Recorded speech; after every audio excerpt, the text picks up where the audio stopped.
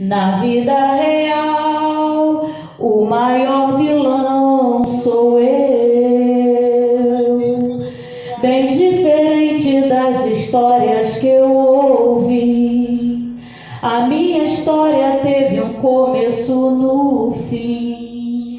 Quando o inferno pensou ter vencido, Jesus tomou a chave que me fez cativo, e esse amor perfeito me fez entender que, diferente das histórias de TV, na minha história Cristo é um mocinho. Na vida real, o maior vilão sou eu.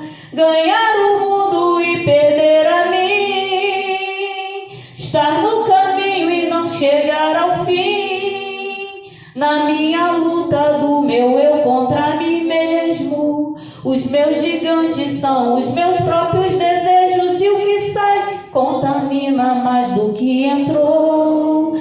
Só Deus sabe o perigo de um homem sem amor. Olhar para a cruz é como olhar para um espelho, reflete a glória que revela os meus defeitos. Na vida real, o maior vilão sou eu. Na vida real, o maior vilão sou eu. Glória a Deus. Abriram a Bíblia em 1 Coríntios capítulo 11. 1 Coríntios capítulo 11. Quem gosta de ler Bíblia aí, amém? Então vamos ler. Versículo 1. Leem comigo, né? Vamos ler junto ainda por cima. Lê bastante junto, né, Débora? Lê comigo, todo mundo junto. Sede meus imitadores, como também eu de Cristo. Só até aí. O seu Roberto já estava virando a folha. Só isso. Sede meus imitadores, como também eu de Cristo. Junto com essa palavra, nós vamos ter o culto de mulheres. Deus costuma dar um tema. O tema costuma ser uma passagem. Pode fechar a Bíblia. O tema costuma ser uma passagem na Bíblia, e a divisa costuma ser um título, né, para fazer a pessoa refletir. Algumas igrejas usam tanto o tema como a divisa como uma passagem da Bíblia. Mas a divisa costuma ser um tema, uma frase, né? E a nossa divisa do culto de mulheres é: e se ela não tivesse ido, né? E se ela não tivesse ido? Então é algo para refletir dentro do tema, né? Que eu vou deixar em secreto um pouco para vocês, porque hoje eu conversando indo para a reunião lá da escola da Diana, o pai da Débora, me encontrei com o pai Débora, e nós fomos conversando, e no meio da conversa, então o tema da pregação hoje seria 1 Coríntios capítulo 11, versículo 1. Sede meus imitadores, como também eu de Cristo. E a divisa seria uma frase que eu falei para o pai dela, e ele falou: eu sei. Que eu falei: seu Valdemir, é Valdemir? Acertei, viu? Não. Quase 2 anos já, né? Seu Valdemir, o senhor sabia que carteirinha não expulsa demônio? E ele falou: eu sei. E nós fomos conversando sobre isso. Então a divisa seria: carteirinha não expulsa demônio. Mas Deus é tão fiel que hoje de manhã eu acordei falando com Deus algo. E enquanto eu falava com Deus algumas coisas, né?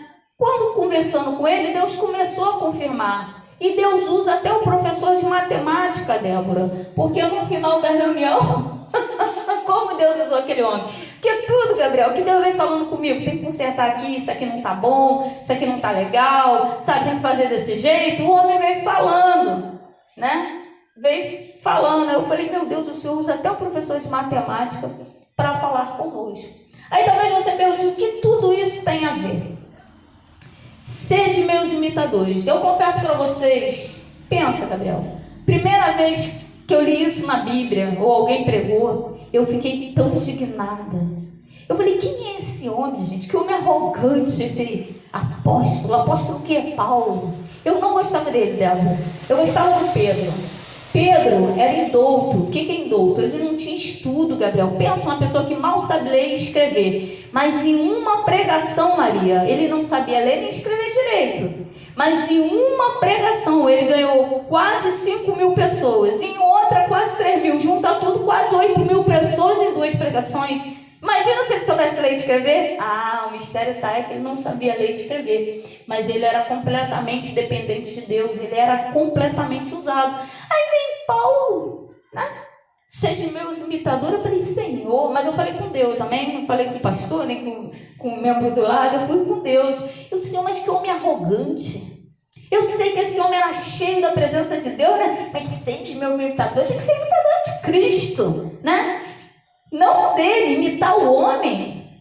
Aí Deus veio falando comigo. Nada como a gente conversar com Deus, nada como uma boa conversa com Deus.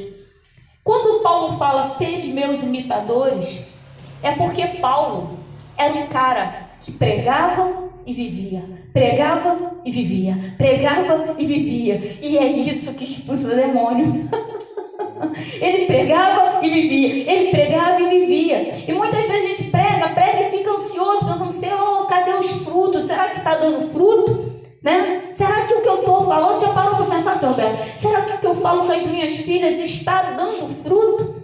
Será que realmente eu falo tanto de Jesus, mas será que elas estão ouvindo? Será que elas estão? Paulo pregava e vivia, pregava e vivia. Então ele chegou ao ponto de falar, vocês querem saber o que é para fazer? Me imitem. Esse mesmo Paulo, em 2 Coríntios, capítulo 12, versículo 7, se não me engano, ele fala, olha o que ele fala, que Deus manda um mensageiro de Satanás esbofetear ele, para que ele não se exaltasse. Ele sabe que ele está pregando bem, ele sabe que ele é muito usado por Deus, ele sabe. Aí o que Deus faz para não perdê-lo na soberba? Deus envia um mensageiro de Satanás para que o esbofeteasse, e ele sabe que aquele demônio está perturbando a mente dele para que ele não viesse a se exaltar, para que Deus não viesse perder ele um dos maiores pecados dentro da igreja, dentro da casa do Senhor, não é, já falei e repito, o adultério. Apesar do adultério ter entrado pelas portas da igreja, porque Satanás odeia a família, Satanás veio para matar, roubar, destruir. E qual a melhor maneira de matar a família? Adultério, traição. Mas não é o maior pecado. O maior pecado é a soberba, porque a soberba, eu preciso entender que quando Deus quiser me tratar, eu vou descer. É quando envia o mensageiro. Quando Paulo fala sede meus imitadores, Paulo está ali falando, olha, eu estou pregando e vivendo, pregando e vivendo, pregando e vivendo. Eu gostaria que vocês olhassem para mim, porque eu estou imitando a Cristo. Se vocês não viram Cristo, porque ele está pregando agora para pessoas que não viram Jesus, não conhecem Jesus. Não sabe se ele é moreninho, se ele é altinho, se ele tinha algum sotaque. Não sabem quem é esse Jesus. Paulo quer transparecer, Paulo quer apresentar esse Jesus. E qual é a melhor maneira de apresentar Jesus a alguém? Imitando ele. E Paulo fala, sejam meus imitadores como eu sou de Cristo. Ou seja, vocês olhando para mim vão estar vendo Cristo. Porque eu prego e vivo. Mas para pregar eu preciso primeiro aprender e praticar. Né? Eu não sabia fazer arroz branco. E eu gosto de comer arroz branco. Eu falei, esse trem é doido, só fica papado na minha mão. Eu falei, eu vou aprender. Hoje eu sei fazer arroz branco. Mas sabe como é que eu aprendi, Débora? Errando.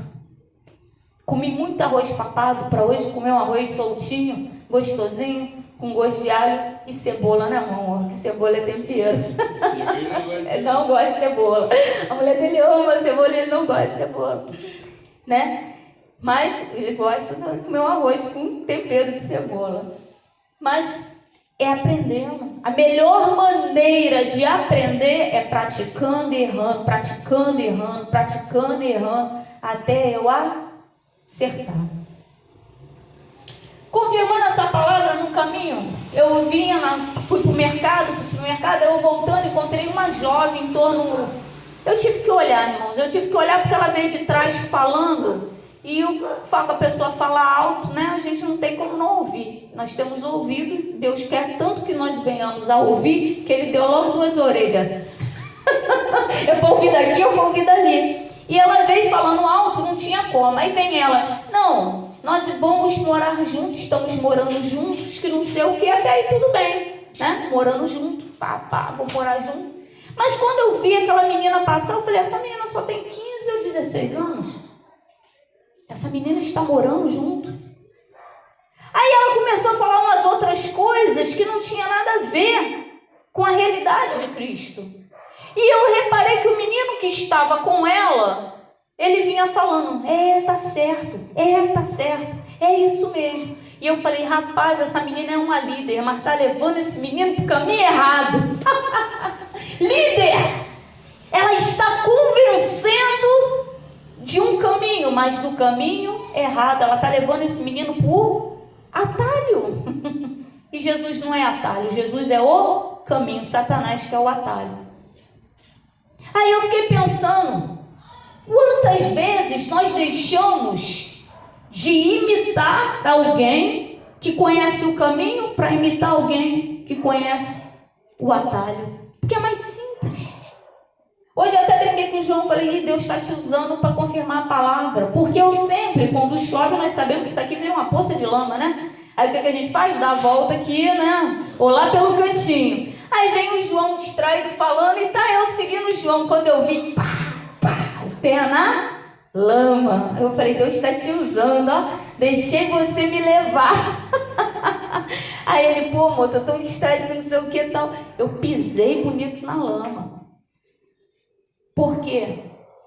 Isso é só simbólico, também ele estava distraído. Muitas vezes nós sabemos qual é o caminho certo que nós temos que fazer para não afundar. Mas às vezes por distração, ou às vezes por causa do ambiente que estamos, deixamos de seguir o caminho que é Jesus e começamos a seguir o atalho que é Satanás. Eu pego direto para minha filha que acabou de chegar do trabalho, eu escutei ali o portão batendo. Mas eu fico, Senhor, Stephanie não vai aceitar Jesus, não, Senhor. Meu Deus, eu vou morrer, Stephanie. O Senhor falou que ela ia ser pastora, meu Deus. Que guerra travada que ela agarra. A menina tem uma sabedoria, seu Roberto. Às vezes ela abre a boca, ela quase não abre a boca dela. Mas quando ela abre a boca, Gabriel, é igual uma flecha. Hoje eu estava orando, né, para ministrar a Santa Ceia, que hoje é que a gente conseguiu, né, amor? Ministrar a Santa Ceia para o João, né, que ele trabalhou, e a Santa Ceia ela deve ser servida a nós, porque Jesus nos serviu. Então ele não pode ministrar a Santa Ceia para ele tem que ser servido, porque Jesus nos serviu, né? Por isso que eu ministrei para ele, porque eu sei que ele é o pastor. E ali a gente orando, enquanto eu estava orando, Deus me deu algo. Que a nossa sabedoria, ela não presta para nada. Mas quando a sabedoria vem de Deus, ela é outra coisa, ela é reveladora, ela presta para tudo. Sabe por quê? Salomão foi o homem mais sábio do mundo. Deus falou que antes dele não houve igual, e depois dele não haveria outro igual. A única pessoa mais sábia que Salomão é Deus. Quer dizer, não teve antes, não teve igual. E o que Salomão fez com a sabedoria dele? Se prostituiu com mais de 1000 mulheres, começou a adorar outros deuses, começou a se perder. Quando Deus falou que ia tirar ele do trono, Deus prometeu a ele um reino de paz, não porque ele era bom, não porque ele era calminho, não, porque Davi tinha vencido guerras para que ele tivesse um reino de paz. Então vem Salomão com o reino de paz. Sabe o que Salomão faz? Quando Salomão começa a se afundar na lama, Deus começa a falar com Jeroboão, que vai botar ele no lugar de Salomão. Sabe o que Salomão faz? Começa a levantar guerra contra Jeroboão. E o que esse rapaz faz? Esse rapaz foge para se esconder do rei que o está perseguindo. Porque esse rei agora não é mais o escolhido de Deus. Esse rei agora está se afundando na lama. Deus não nos chamou para seguir atalho é Satanás. Quando ele começou a se prostituir com aquelas mulheres começaram a induzi-lo de o Deus que ele servia, que deu sabedoria a ele, que vinha pessoas de longe para ver se era mesmo. Não era o Deus verdadeiro. E Salomão começou a dar ouvidos. Começou a criar outras religiões, adorar outros deuses, se perder, a ponto de alguns historiadores, eu não, se perguntar: será que Salomão vai para o céu? Será que Salomão está com Deus? Ou ele vai para o inferno? Aonde está Salomão? Só interessa a Deus, não interessa a nós. Agora, o que nos interessa? A não seguir os mesmos caminhos, a não seguir o atalho, seguir o caminho que é Deus. Só existe o caminho é Jesus. Eu vou fazer um amigo oculto, eu até esqueci de fazer, de um rapaz que disseram para ele que um cigarro de maconha podia fumar. Pode fumar cigarro de maconha? Que cigarro de maconha não vicia ninguém. E hoje, Maria, ele rouba dentro de casa as coisas do pai dele e chora. E como ele chora? Porque ele é um completo viciado e não consegue se livrar das drogas. Porque o atalho, que é Satanás, falou para ele que um cigarro de maconha não vicia ninguém. Hoje ele quer ser liberto do vício, mas ele não pode. Hoje ele quer se livrar porque ele se afundou. Ele perdeu no relacionamento, ele não consegue criar a filha dele, ele não consegue um emprego, ele está roubando tudo dentro de casa. Porque ele ficou viciado, porque alguém disse para ele que um cigarro de maconha não tinha problema. O nome disso é atalho. Paulo fala, Deus enviou um mensageiro. Paulo fala que Deus colocou um espinho em sua carne para que ele não viesse a se gloriar. Ou seja, havia uma falha em Paulo que só ele e Deus sabia. Teólogos, cada um acha uma coisa, a gente não está sendo chamado para achar nada. Era um problema de Paulo e de Deus. Cada um de nós vai ter uma fraqueza que não vai nos deixar ser perfeitos. Mas podemos sim olhar para o homem, sim, se ele estivesse parecendo com Deus. Mas se percebermos, se vocês olharem para mim, se olharem para o pastor João, se olharem para o bispo Júnior e começarem a perceber, ou qualquer outro pastor de outra igreja, que ele não está mais se parecendo com Cristo, está na hora de orar e buscar uma igreja onde o pastor se pareça com Cristo. Você não vai cair porque o pastor caiu, sabe por quê? Porque o que a música fala? O maior vilão sou eu. Ganhar o mundo e perder a mim é uma coisa que Paulo fala também. Paulo fala que me adianta ganhar o mundo inteiro e perder a minha salvação. Pregação não expulsa demônio. Pregar bem não expulsa demônio. Louvar bem não expulsa demônio. Carteirinha não expulsa demônio. O que expulsa demônio é mudança de caráter. O verdadeiro avivamento não é falar em línguas, é mudança de caráter. Vou até falar uma coisa aqui, que o curso de casais e família não nasceu porque o meu casamento era uma bênção. Não, ao contrário, nasceu porque o meu casamento era um horror. E eu estava no meu segundo casamento. E Deus não me falou, Gabriel, que ia me dar terceira, nem quarta, nem quinta, nem sexta chance. Deus falou que ia me dar uma segunda chance. Porque quando eu vim para Jesus, eu já tinha terminado o meu primeiro casamento. Então Deus estava me dando uma segunda chance. Isso significa que eu tinha que batalhar para que meu casamento desse certo. Isso significa que eu tinha que lutar. Mas nessa luta eu desisti 2 vezes. Nessa luta eu desisti e pedi o divórcio 2 vezes. Porque eu pregava direto, mas eu achava que o João não ia mudar. Eu pregava direto, mas eu já não estava acreditando. Eu vivia embaixo de batalha espiritual. Eu pregava a verdade de Deus, mas eu estava vivendo uma outra realidade. Porque quando eu chegava em casa era muita briga. E eu falava para Deus, eu não sou a pessoa que o Senhor quer. Eu não sou essa pessoa que o Senhor está falando que vai ungir a pastora. Eu não sou essa pessoa que vai pregar o teu evangelho. Eu não sou essa pessoa adequada. Eu vou parar, mas eu não conseguia mais parar, Senhor Roberto. Eu entrava no ônibus, a pessoa que sentava do meu lado começava a contar a história da vida dela. E quando eu vi, eu estava falando de Jesus. Aí eu falava para Deus, não, só agora, depois não vou falar mais. Porque eu não sou a pessoa certa. Mas quando você já está cheio de Deus, você não consegue mais parar. Você só consegue indicar o caminho, indicar o caminho, indicar o caminho.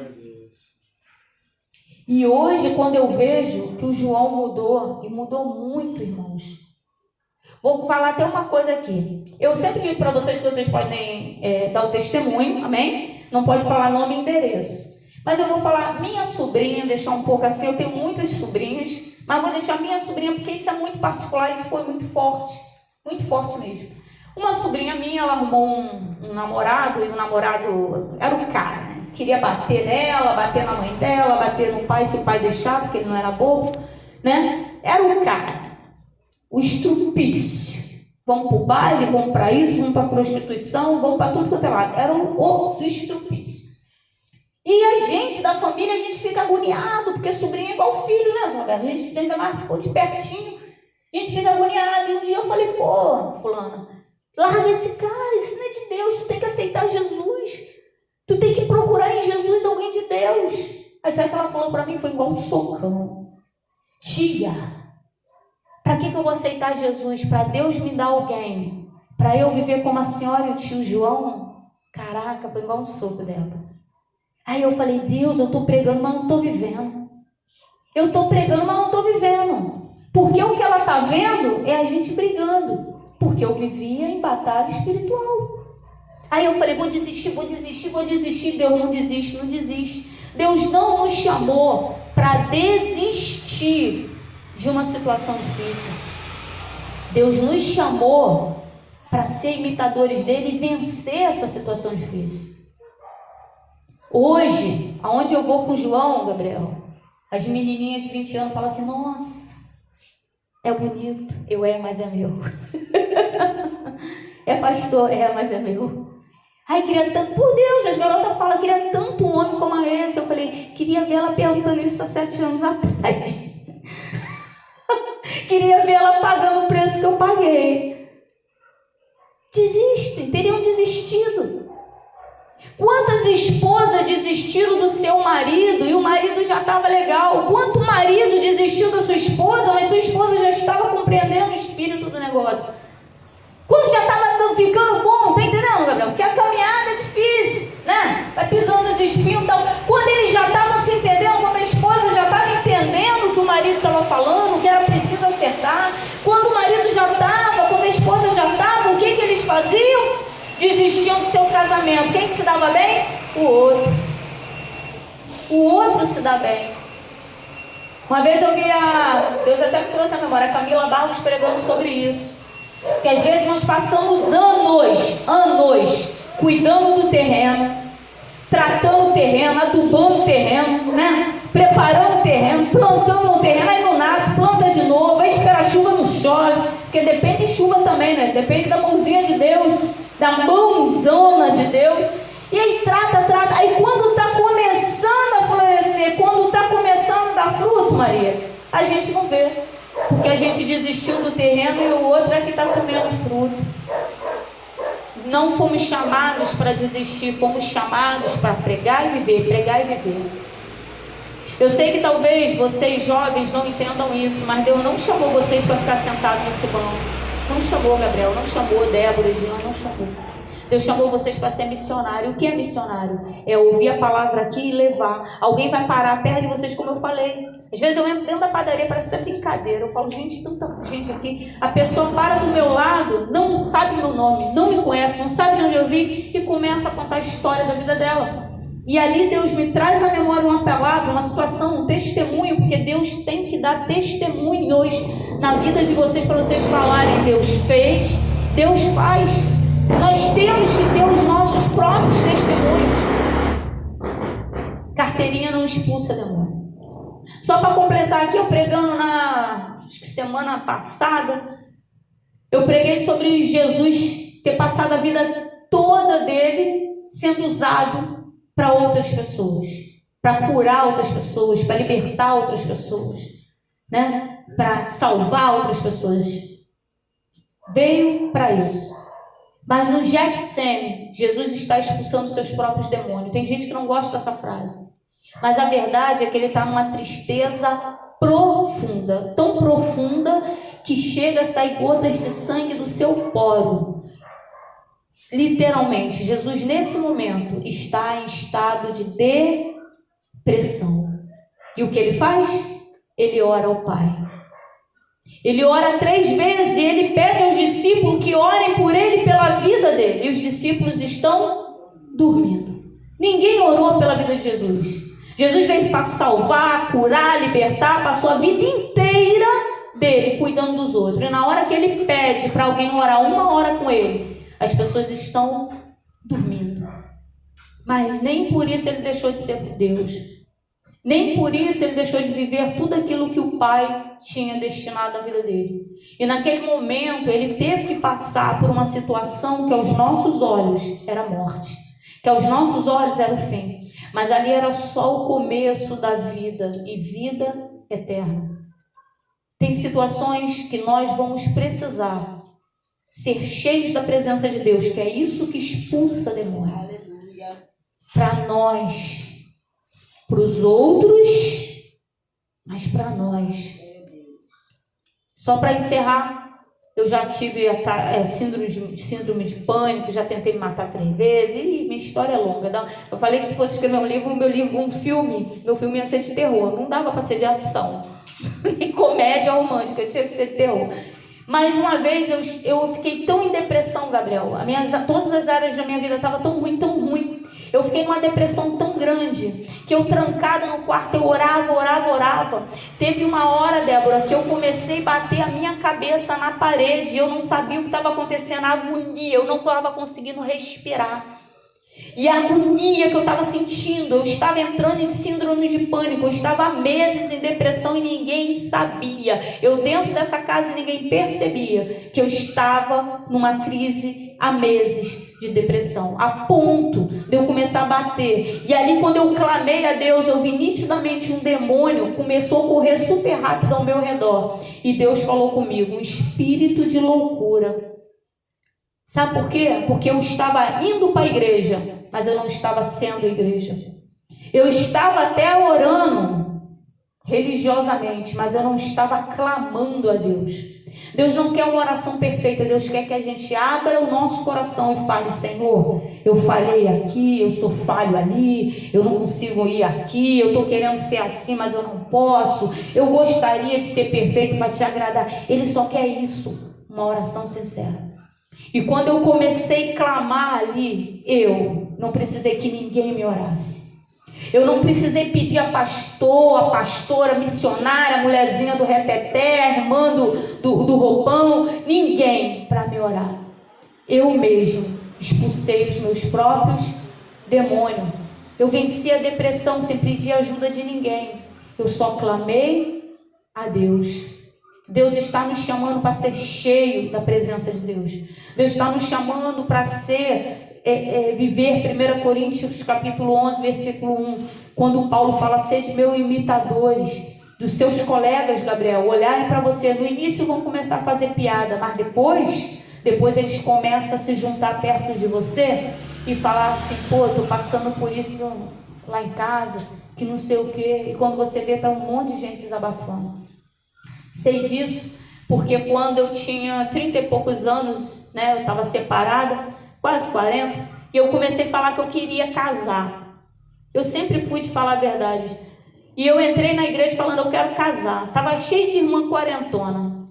Aí todo mundo começou a debochar da minha cara. Tá pensando que eu liguei? Eu quero casar, seu Roberto. O deboche dele vai me casar. Se for, eu vou ligar. Agora, se não vai ligar, eu vou... Eu quero casar, você tem que saber o que tu quer. Não interessa o que vão falar na tua cabeça. Tu sabe o que tu quer, Débora? Então vai adiante, deixa os outros, deixa uma multidão te acompanhar para depois ter que te aplaudir. Aí eu falei, eu quero casar. Eles irmão, que isso? Tá coroa? Eu tô coroa, mas não tô velha não, irmão. Tô pro gasto. E elas riam, mas debochava mais ainda. E eu, que isso? Velho, então meus panos de chão, nem por causa disso eu estou jogando fora. Dá para usar, né? Eu quero casar. Depois de um tempo, o deboche acabou, Maria. Depois de um tempo, as irmãzinhas, quando me via sozinha no canto dela, chegavam e falavam assim, poxa, eu não tenho coragem, mas também queria casar. E não foi uma, não foi duas, não foi três, não foi quatro. Eu descobri que a maioria ali queria casar, mas não tinha coragem nem de abrir a boca para falar com Deus, quanto mais com o irmão, né? Apesar que primeiro a gente tem que ter coragem para falar com Deus, depois falar com o irmão. Mas sabe o que você quer? Firme no que você quer. Deus está nos chamando para ser o caminho e não para ser o atalho, amém? Porque nessa história, na vida real, o maior vilão somos nós mesmos. E Deus ainda é um mocinho. Vamos bater palma para Jesus? Vamos ficar de pé para nós estarmos orando?